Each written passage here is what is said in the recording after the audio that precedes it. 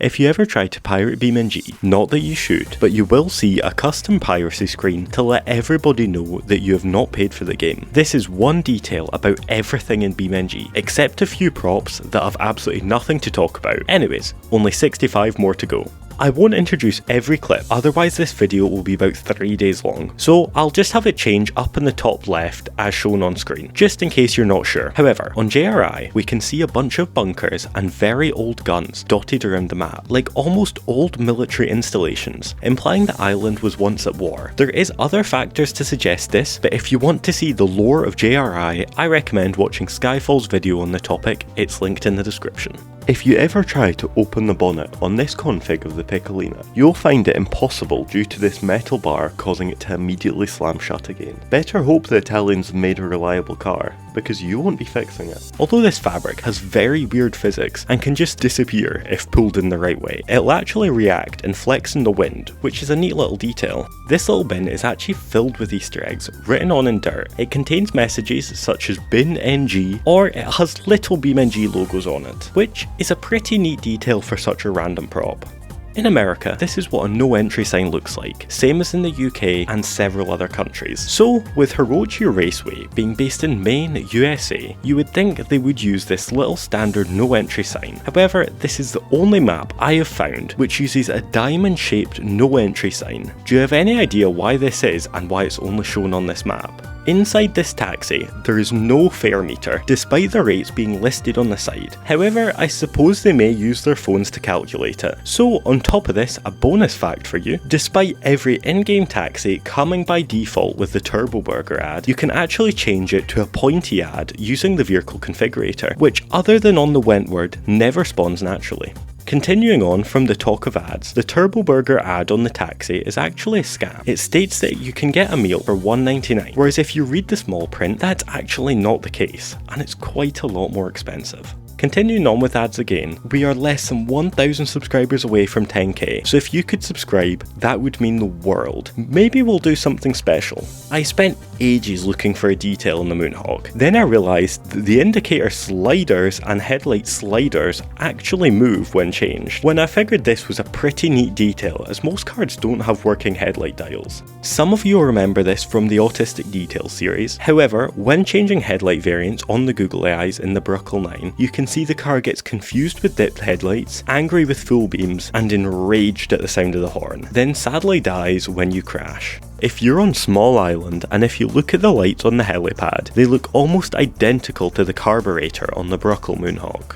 The Christmas tree is very festive, very slightly lighting up and glowing. However, despite the fact it is made of flammable tree material, it will not catch fire no matter how many times you try. Also, it slightly sways in the non-existent wind, which is quite cool. I had no idea this really existed, as you have to activate it in the debug map. However, between 3 photo areas, you can change anything from what direction the light is coming from, as well as the location of the lights and the colour. And in case you wanted to update any of your vehicle thumbnails, there's a built-in feature for that. No matter what Burnside config you've selected, even if it's the Derby one, the interior will be exactly the same, despite the police config having very minimal police equipment. When in the game options, you can click a button at the bottom to get some slow rolling credits detailing everyone who has and currently works in the game, although I won't play it all here. YBR's very first video dedicated to BeamNG was on this very map, as it was one of the first main BeamNG maps, and although not used very much now, I sure do remember watching BeamNG videos on this map when I was a lot younger.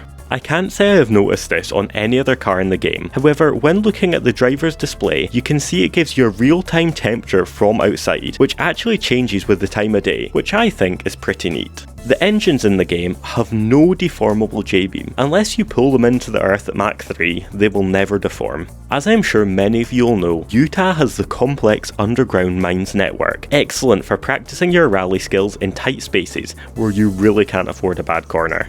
If you select the off-road config in blue, it looks very similar to my home country, Scotland forever. On this config of the Bolide, I could not find a latch anywhere to release the back engine door. However, when you try to open the door from the outside, it tells you to release it from the inside when there is nowhere to release it. If you ever look at the fridge, you will see tons of cool little Easter egg stickers on it. Fourhua veterans will remember the fridge edit. I was really struggling when I was looking around the Derby arenas, struggling so hard that I noticed that the viewing stands here don't actually touch the ground in the back, as they are designed to sit on flat ground. I really couldn't find any details here, so opposite to the Bluebuck sliding headlight sliders, the headlight dial doesn't move on the ETK 800.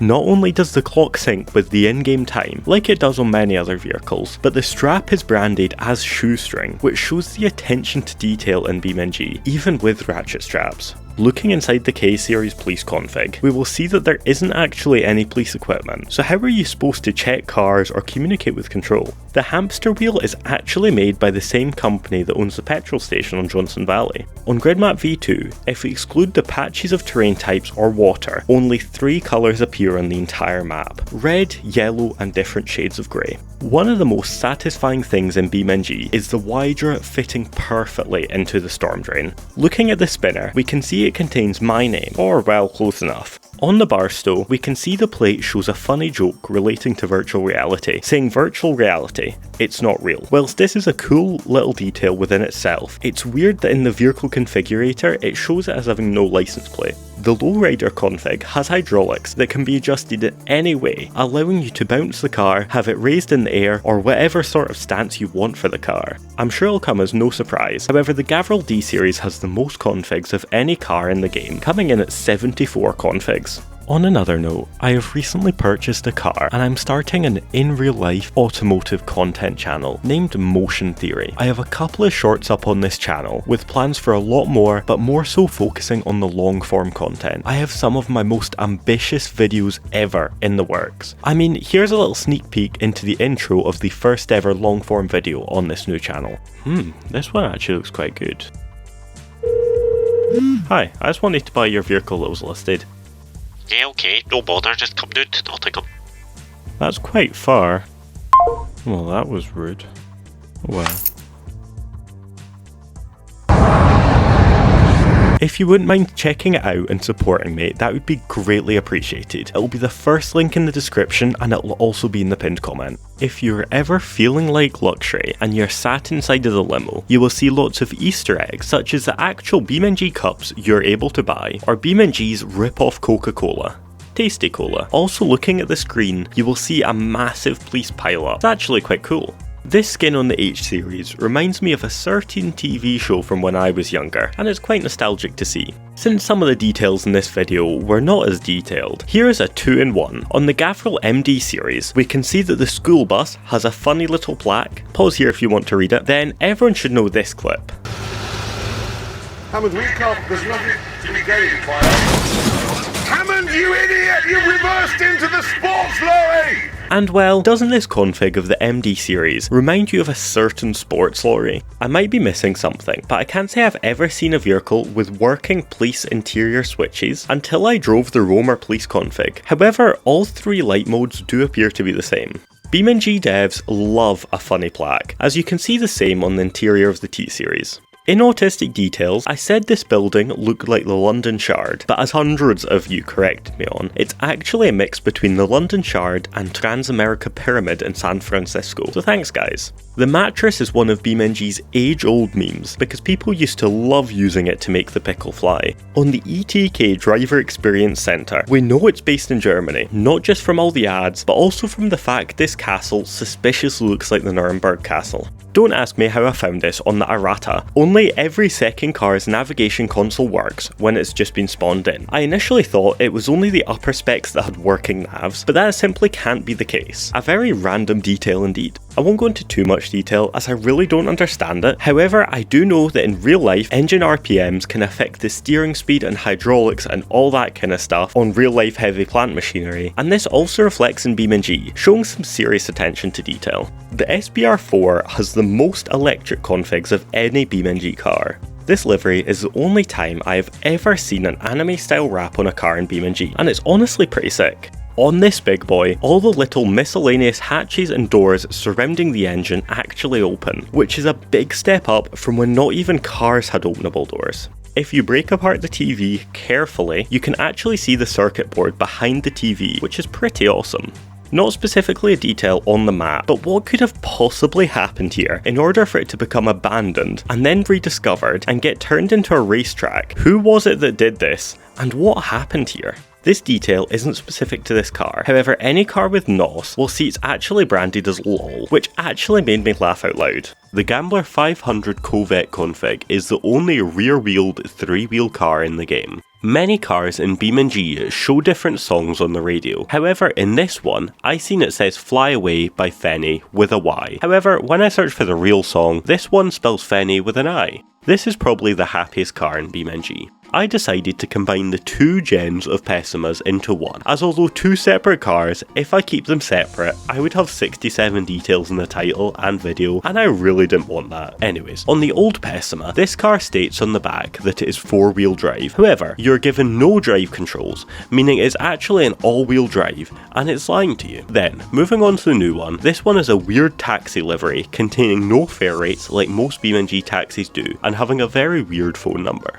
The Pigeon is so unserious. I mean, it has the only street cleaner config in BeamMP, and it has a config literally just called cool. The so-called pond skimmer is actually bad at skimming ponds, because there is no smooth skid plate, so it just gets pulled under. If you rip off the piano cover, it plays music. Have a listen.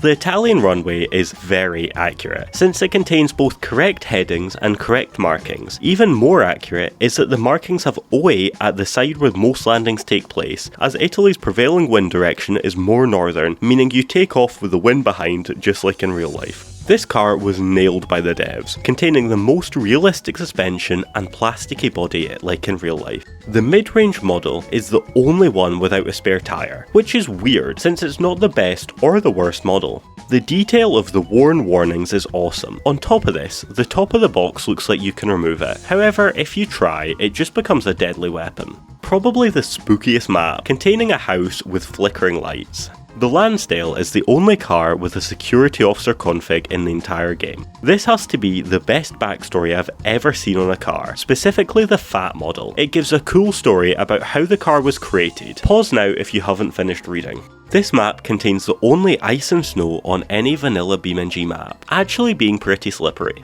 The Wentworth has the most random, useless floating node inside that isn't even connected to anything, although you can pull along the vehicle with it. If you want to test the top speed of cars, bring them out of bounds on Johnson Valley to the salt flats. That way you're left with kilometre after kilometre of perfectly flat ground, as they're designed to be like real life salt flats. It even gives you a funny little warning. Anyways, if you've enjoyed this video, please do like and subscribe, and check out the new car channel linked in the pinned comment. New video will be out soon.